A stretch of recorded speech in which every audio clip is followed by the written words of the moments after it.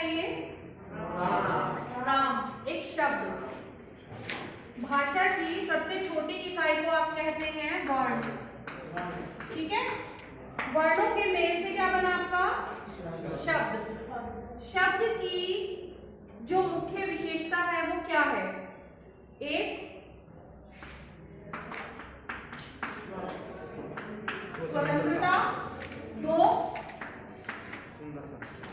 सुंदरता नहीं, सार्थकता। पहली बात तो शब्द स्वतंत्र इकाई है, वो शब्द जो सार्थक है। राम शब्द से आपको भगवान राम का पता चलता है। राम लेते ही आपके मस्तिष्क में एक छवि आती है जो आपको बताती है कि हम राम से क्या समझ रहे हैं। मैंने लिखा कमल। सबसे पहला इंडिकेशन क्या आया आपके मस्तिष्क में? सबसे पहला संकेत क्या आया? एक फूल।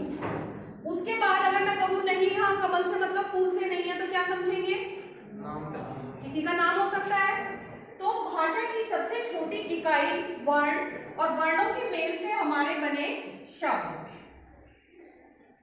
अब है हम बात कर रहे हैं उपसर्ग की। उपसर्ग क्या है? शब्द निर्माण की एक प्रक्रिया। शब्दों का निर्माण कैसे होता है? हमारी हिंदी का जब जन्म हुआ था, कौन से सन में, कब से माना जाता है हिंदी का जन्म? सन 1050 से। ठीक है, 1050 में क्या हिंदी इतनी ही विकसित थी जितनी आज है? नहीं। इसमें धीरे धीरे और भाषाओं के शब्द भी आए हैं और चीजें भी इसमें जुड़ी हैं। हिंदी से पहले जो अपभ्रंश चल रही थी उसके शब्द हैं, उससे पहले संस्कृत, पाली, प्राकृत, इन सभी भाषाओं के शब्दों का समावेश हुआ है। तो ये जो शब्द हैं ये कहां से आए और कैसे बने? आपने राम पढ़ा, आपने कमल पढ़ा, इसी तरह और जितने भी शब्द हैं वो कैसे बने और कैसे आए। जैसे मैंने एक शब्द लिखा सहारा। ठीक है, सहारा का मतलब है किसी की सहायता, किसी की मदद करना, किसी के लिए सपोर्टिव होना। अगर मैं इसमें ये जोड़ूं बे, ठीक है, एक मैंने इसके आगे एक छोटा सा शब्द लगाया है, बेसहारा बन गया। बेसहारा का मतलब है जो जिसके पास कोई भी सहारा नहीं है, कोई असहाय व्यक्ति। तो ये जो हमारा शब्द बना, ये कैसे बना? इसके माध्यम से, इस बे के माध्यम से। तो ये बे जो है ये उपसर्ग। उपसर्ग और प्रत्यय दो चीजें होती हैं आपकी। शब्द के जो शुरू में लगते हैं जैसे कि ये वाला, ये उपसर्ग, और शब्द के जो बाद में लगते हैं वो प्रत्यय। जैसे हाँ, आप इसमें दीप लगा सकते हैं। ये हो गया आपका प्रत्यय का उदाहरण। शब्दों के शुरू में लगने वाले और शब्दों के बाद में लगने वाले आपके उपसर्ग, प्रत्यय। और तीसरा आपका साथ साथ टॉपिक कौन सा चलता है? समास। ये तीन चीजें आपकी एक साथ आती हैं, यानी कि शब्द निर्माण की जो प्रक्रिया है वो तीन प्रकार से होती है, उपसर्गों के माध्यम से, प्रत्यय के माध्यम से और समास के माध्यम से। समास आपने कुछ टाइम पहले पढ़े भी थे। आज की क्लास के बाद अगर मौका लगेगा तो समास पे भी बात कर लेंगे दोबारा से। अब हम बात करते हैं उपसर्गों की।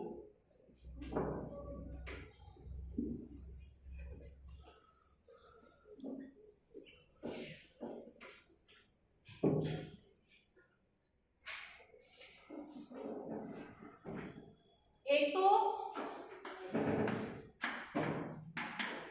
संस्कृत से आने वाले, इनको क्या कहते हैं? तत्सम। दूसरे हिंदी में आने वाले तद्भव। तत्सम, जो कि संस्कृत से हिंदी में आके पर्टिकुलर हिंदी बन चुके हैं, वो हो गए आपके तद्भव। तद्भव। और तीसरे आगत। आगत का मतलब होता है विदेशी, जो अन्य भाषाओं से हिंदी में आए हैं। अन्य भाषाएं कौन कौन सी? उर्दू, इसमें अरबी और फारसी, इसके अतिरिक्त अंग्रेजी और एक आपकी इसमें पुर्तगाली भी आते हैं थोड़े से शब्द। लेकिन हम बात कर रहे हैं उपसर्गों की। उपसर्ग आपके यहाँ तक खत्म हो जाते हैं, अरबी, फारसी के और अंग्रेजी के। मुख्य रूप से।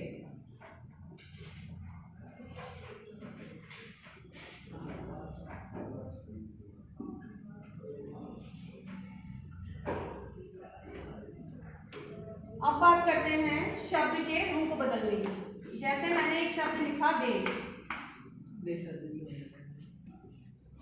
अगर आप इसमें, हम अभी तो मैं बात कर रही हूँ सिर्फ उपसर्ग की। अभी जैसे आशु ने बोला, अगर इसमें जय लगा दे तो क्या हो जाएगा? देशज, देश से संबंधित, मतलब इसका यही हो गया। तो ये जुड़ गया प्रत्यय। लेकिन अगर हम प्रत्यय हटा के उपसर्ग की बात करें तो आप कौन कौन से लगा सकते हो? हमने जोड़ा भी, विदेश हो गया, और सम शब्द जोड़ा। अब इसको ऐसे भी लिख सकते हो और ऐसे भी, जुड़ने के बाद संदेश। इसी तरह एक शब्द उपदेश, हाँ उपदेश। एक जो शब्द है उसके अर्थों का निर्धारण किसने किया? बिल्कुल, निर्देश भी हो जाएगा। देश शब्द के आगे जुड़ने वाले उपसर्गों ने अगले शब्द का निर्माण किया और प्रत्येक का अपना अर्थ निकला। किससे निकला? इस उपसर्ग की सहायता से। एक चीज और, जितने ये उपसर्ग होते हैं इनके अपने मीनिंग होते हैं, अपने अर्थ होते हैं, ये अर्थहीन नहीं होते। अर्थहीन का मतलब ही नहीं निकलेगा। अर्थहीन मतलब ये एक सार्थक खंड है जो शब्द के साथ जुड़ के नए शब्द का निर्माण कर रहा है। इसकी परिभाषा क्या होगी? उपसर्ग भाषा के वे लघुतम सार्थक खंड होते हैं। किसी भी भाषा के लघुतम सार्थक खंड, हम लघुतम की भी बात कर रहे हैं, लघुतम मतलब छोटे से छोटा, सार्थक की भी बात कर रहे हैं, यानी कि उसका अपना मतलब भी होना चाहिए, जो कि अन्य शब्द के साथ जुड़कर नया शब्द बनाते हैं और उसका अर्थ में परिवर्तन करते हैं। जैसे जैसे देश शब्द है, इसके साथ बी जुड़ा तो विदेश बन गया, यानी कि हमारे देश से दूसरा देश।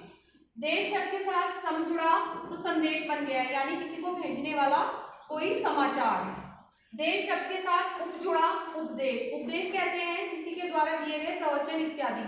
तो हमारे जो ये निर्धारित शब्द हैं देश, इसके साथ ये जुड़ने वाला जो छोटी इकाई है, स्वतंत्र और सार्थक इकाई, ये तो स्वतंत्र है लेकिन ये स्वतंत्र नहीं है। अंतर क्या है? हर्ष, अंतर क्या है? जैसे कि शब्द की परिभाषा आती है, शब्द के बारे में हमने बताया था कि भाषा की छोटी इकाई लेकिन सार्थक और स्वतंत्र। उपसर्ग में सार्थकता है, स्वतंत्रता नहीं है। वी शब्द का अपना कोई ऐसा अर्थ नहीं है कि आप इसका कहीं भी प्रयोग कर सके, लेकिन देश शब्द का प्रयोग आप किसी भी वाक्य में कर सकते हैं। वी का तो नहीं कर सकते, उप का नहीं कर सकते, सम का नहीं कर सकते, इनको किसी ना किसी शब्द की सहायता चाहिए। आगे उपसर्ग का क्लियर हो गया? अब सबसे क्या बेटा? अब सबसे पहले मैंने आपको बताया था तत्सम, जो कि आपके संस्कृत से आए हैं। इनकी संख्या कितनी है? हिंदी में इनकी संख्या निश्चित है 22। 22 है आपके तत्सम। इनके साथ जो भी शब्द जुड़ते हैं, जैसे आप देखिए अति, अति एक संस्कृत का शब्द, संस्कृत का उपसर्ग है, इसके साथ जुड़ेंगे, अंत शब्द को जोड़ दो, अत्यंत, अति लघु, अति लघु भी हो जाएगा, आचार, अत्याचार हो जाएगा, अतिरिक्त, अति उत्तम, अतिक्रमण, अतिशय, ठीक है। इसके बाद अधि, अधि शब्द से बहुत सारे बन जाते हैं, अधिकार, अधिकार, अधिपति, अधिपति, अच्छा तो किताबें लेके बैठा है, अधिनायक, बहुत सारे, कुछ भी देखो आप, अभिमान, अभी शब्द के साथ जुड़ेगा वो, अभिमान है, अभी भी है, वो भी संस्कृत से आया हुआ है। अधिकरण, किताब बंद करके बैठो तो कुछ फायदा है, दिमाग से निकालो तो कुछ फायदा है। हाँ अभिषेक। इसी तरह से बहुत सारे हैं, आपको सिर्फ, आपको ये नहीं छांटना कि संस्कृत वाले कौन से हैं, तत्सम कौन से हैं, तद्भव कौन से हैं, आपको कुछ नहीं देखना, आपको सिर्फ उपसर्ग अलग करना है शब्द से।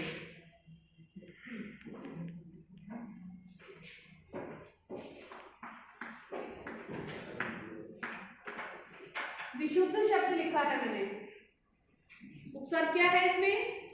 वी। वी। इसी तरह आपको सिर्फ उपसर्ग अलग करने हैं। वी का मतलब क्या है? वी का अपना मतलब है भिन्न, अलग, विशुद्ध, बहुत ज्यादा शुद्ध, ठीक है। इसी तरह संस्कृत के आएंगे, इनमें सबसे ज्यादा कौन कौन से चलते हैं? संस्कृत के तद्भव जो आएंगे इनमें सबसे ज्यादा चलते हैं, यानी कि जो हिंदी के हैं। अभी हमने बात करी थी तत्सम की, जो कि 22 है। उसके बाद जो तद्भव है उनमें कु और सु, कुपुत्र, सुपुत्र, ये चलते हैं विलोम में अधिकतर, ऐसा नहीं है हमेशा, लेकिन सबसे ज्यादा चलते हैं। इसके अलावा आपका ऐ हो जाता है जो कि निषेध में आता है, जैसे अभाव। प्रसन्न के लिए लिख दिया अप्रसन्न, तो ये किसमें आ गया? ए का मतलब क्या हो गया? अभाव के लिए। ये खुद भी है, अभाव शब्द अगर हम बना रहे हैं, भाव से बना रहे हैं, तो भाव रहित, अभाव का मतलब भी यही है। ऐसे ए में प्रसन्न, प्रसन्नता से रहित, जो कि निषेध में आता है।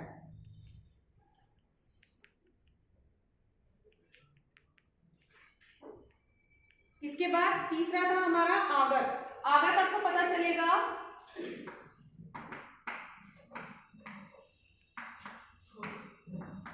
सरकार, ठीक है। सर शब्द कौन सा है? ये आगत है, हिंदी का नहीं है।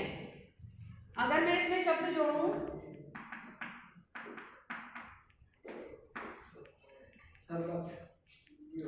शर है,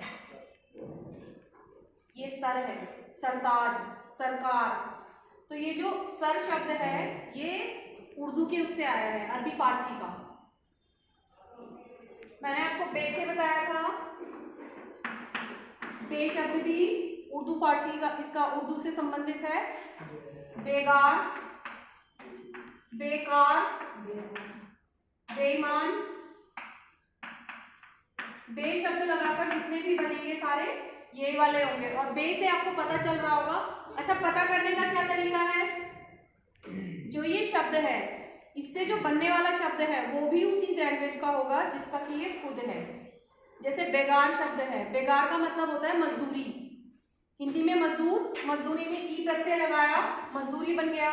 लेकिन यहाँ पर बेगार शब्द में गार शब्द है और बे उसमें उपसर्ग है, तो ये उर्दू का शब्द है जिसका मतलब हिंदी में मजदूरी है। हिंदी में आपके मतलब तब निकल के आएंगे, या तो वो संस्कृत का होगा, तत्सम शब्द होगा, या फिर किसी और भाषा का होगा। खुद से हिंदी के जो शब्द हैं उनका ऐसा अलग से कोई मीनिंग नहीं होगा। आप शब्दार्थ पढ़ते हैं, शब्द अर्थ में कब निकल कर आता है? आप पाठ में से पर्टिकुलर कुछ शब्द निकल के आते हैं आपके कि इनका मीनिंग बताओ, या तो वो दूसरी भाषा के होते हैं जैसे अंग्रेजी के हो गए, उर्दू अरबी फारसी के हो गए, या आपके होते हैं संस्कृत के। ज्यादा पुराने से मतलब बेटा संस्कृत वाले ही हैं, जो टिपिकल लगते हैं आपको पढ़ने में मुश्किल लगते हैं वो सारे संस्कृत के ही शब्द होते हैं। तो उन शब्दों का हम हिंदी में अर्थ ढूंढते हैं। इसके बाद अच्छा, एक साथ एक शब्द के साथ एक से अधिक उपसर्गों का भी प्रयोग होता है। किसी को कोई प्रॉब्लम हो तो पूछ लेना।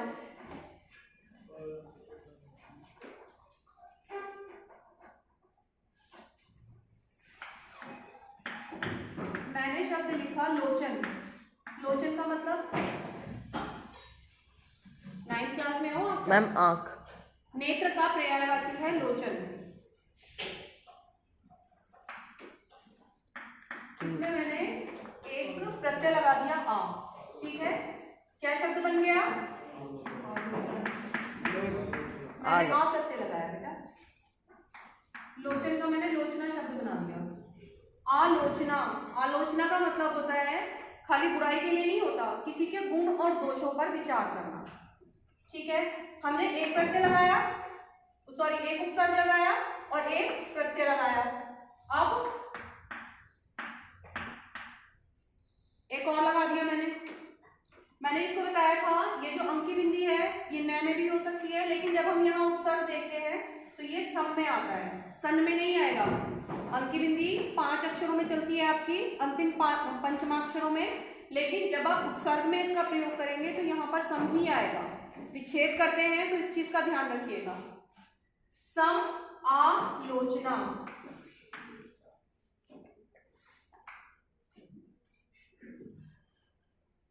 ये यहाँ पे संधि हो जाएगी।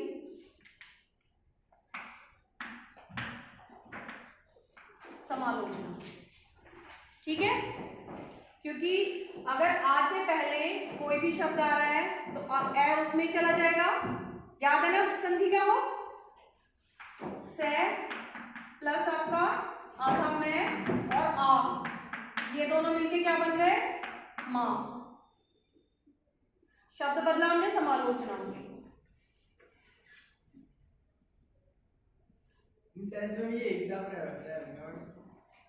ये तूने अभी नवयुग किससे पूछ के लिए, मेरे को नहीं पता।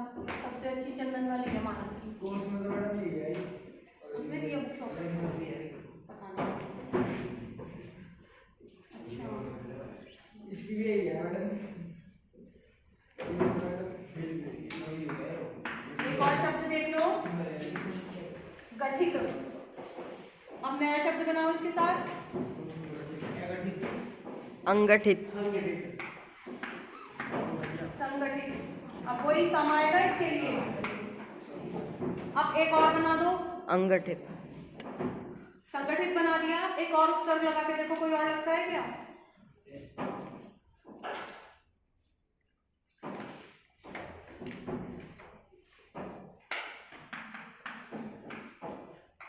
सुसंगठित, ठीक है।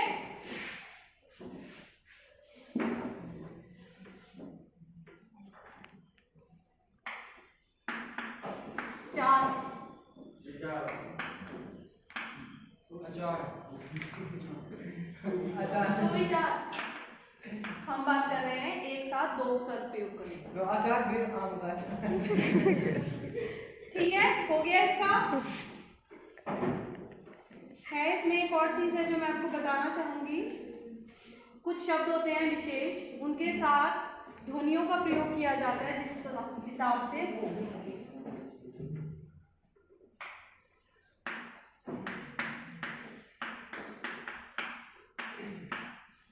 ये 8 में पढ़ी थी, मैंने ही पढ़ाई थी, याद आई कुछ? नहीं, याद तो आने वाली नहीं है, तो मेरी गलती है जो मैं पूछ लेती हूँ।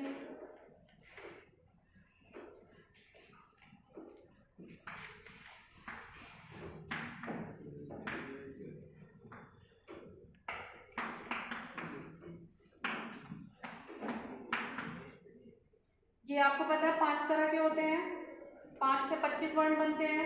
ये पहला है कै वाली लाइन, ठीक है।